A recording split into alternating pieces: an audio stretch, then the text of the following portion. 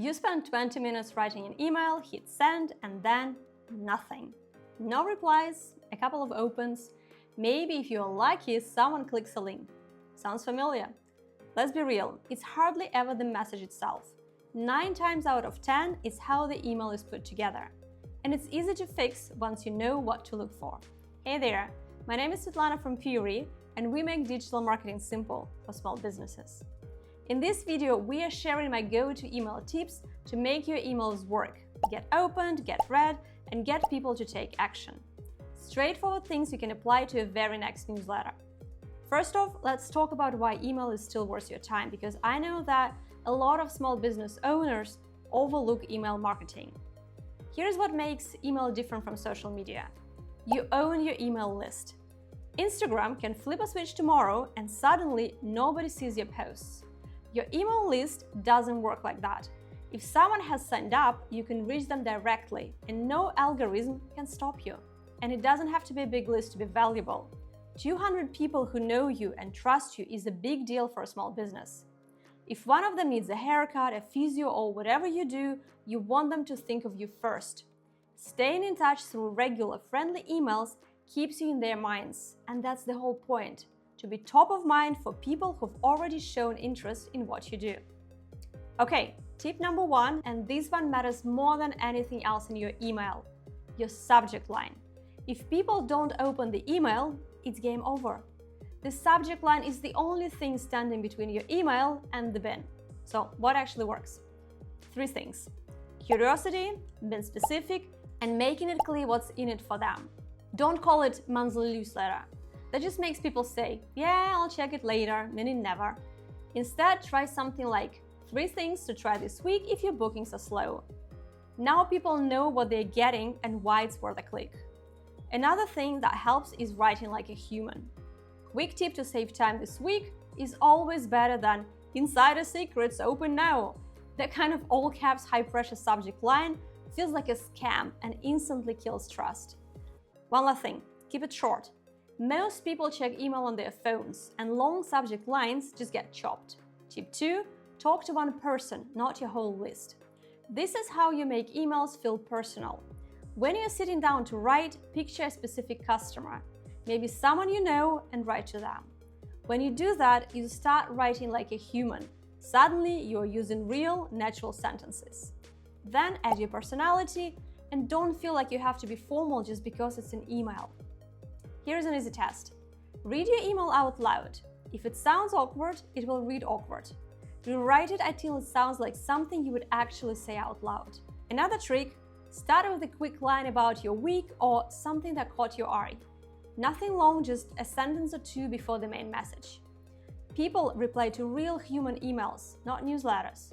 Tip 3, 1 email, 1 point. This one is simple, but so many people get it wrong. If your email is announcing a new service, sharing a blog post, reminding people about a discount, and asking for a review all at once, your reader doesn't know what to do, so they do nothing. Stick to 1 goal per email. 1 message, 1 clear step. That's it. And make the call to action specific and easy. Book a spot this week is way better than contact us for more information. Tell people exactly what to do and make it feel low effort. The same logic applies to links. Too many links just split your reader's attention and sometimes get you flagged by spam filters.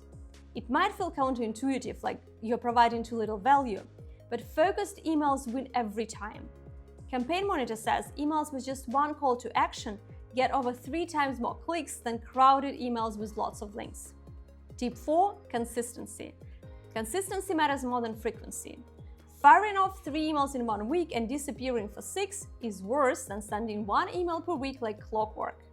People get used to seeing you in their inbox and you become part of their routine.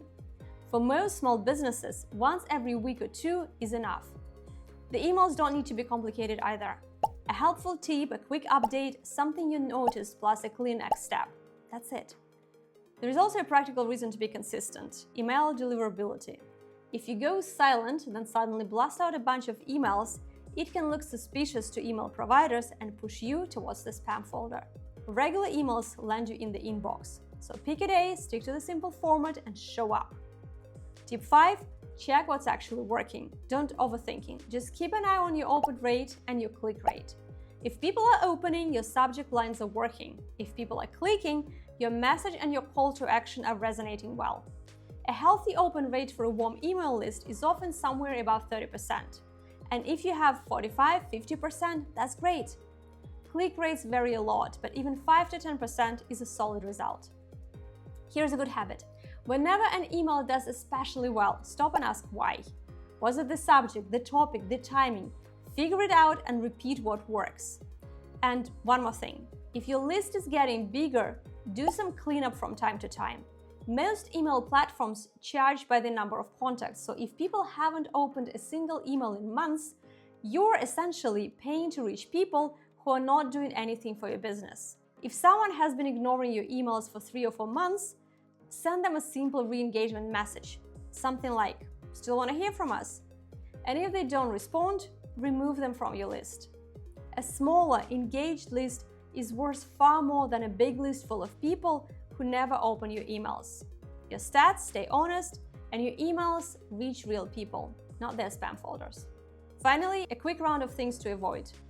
Don't buy email lists. It's illegal in plenty of places and it just doesn't work. Only email people who opted in, no exceptions. Don't skip testing. Always preview your emails on desktop and mobile before you hit send. Messed up layout or broken links kill your credibility, and these days you've got easy preview tools.